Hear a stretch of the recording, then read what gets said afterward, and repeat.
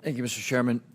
One of the objectives of this open hearing is to try to erode some of the stigma that attaches to, in particular, our military men and women reporting this. It's obviously really very serious because should one of our adversaries have developed a technology that we don't know about it, we need to know about it yesterday. And obviously, any sort of stigma that prevents our military from reporting this data as comprehensively as possible is a national security threat. So I really just have two questions in the service of that goal.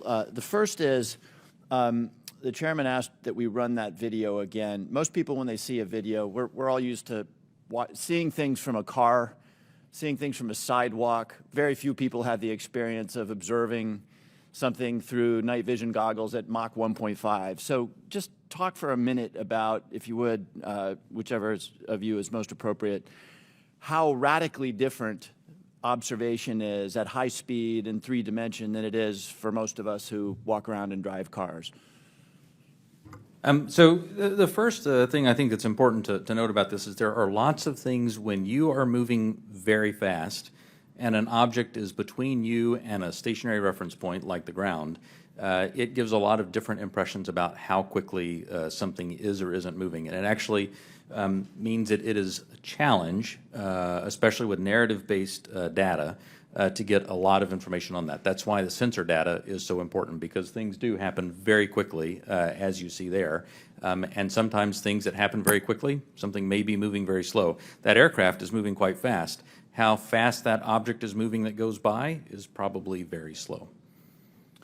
So I guess my point is that an observation, either a visual observation or a electronic observation, infrared or whatever, looks radically different than it does to most people.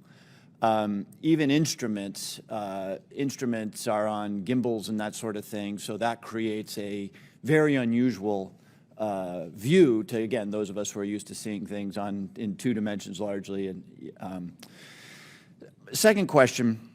I think, Mr. Bray, you said something that I want to unpack a little bit. A number of these UAPs, you said, we can't explain. Again, in the service of sort of reducing speculation and conspiracy theories, we can't explain can range from a visual observation that was distant on a foggy night, we don't know what it is, to we've found an organic material that we can't identify, right? Those are radically different worlds. So when you say we can't explain, give the public a little bit better sense of where on that spectrum of we can't explain we are. Are we holding materials, organic or inorganic, that we don't know about? Are we, picking up emanations that are something other than light or infrared that could be deemed to be communications? Give us a sense for what you mean when you say we can't explain. Sure. When I say we can't explain, I mean exactly as you described there, that there is a lot of information, like the video that we showed, in which there's simply too little data to create a reasonable explanation.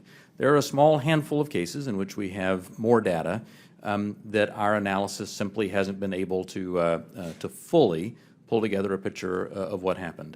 And those are the cases where we talk about where we see some indications of flight characteristics or signature management that are not what we had expected. When it comes to material that we have no material. We have detected no emanations within the UAP task force that would suggest it's anything non-terrestrial in origin. So there's, when I say unexplained, I mean everything from too little data to the data that we have doesn't point us towards an explanation, but we'll go wherever the data takes us. Again, we've made no assumptions about what this is or isn't. We're committed to understanding these, and so we'll go wherever that data takes us. Thank you. That's very helpful, and so I think it bears emphasis. When you say we can't explain, everything that you can't explain is in a bucket called data. Is that correct? And that would mean data collected by sensors, visual observations, everything that we can't explain, quote unquote, is in a bucket called data. Right. A narrative report from the early 2000s, if it just had a little bit of information on it, would be in our database and it would be unresolved. I would add to that, it's insufficient data. I mean, that's one of the challenges we have. Insufficient data either on the event itself, the object itself, or insufficient data or plug-in with some other organization or agency that may have had something in that space at that time. So it's a data issue that we're facing in many of these instances, Congressman. Understood. Thank you very much. Yield back.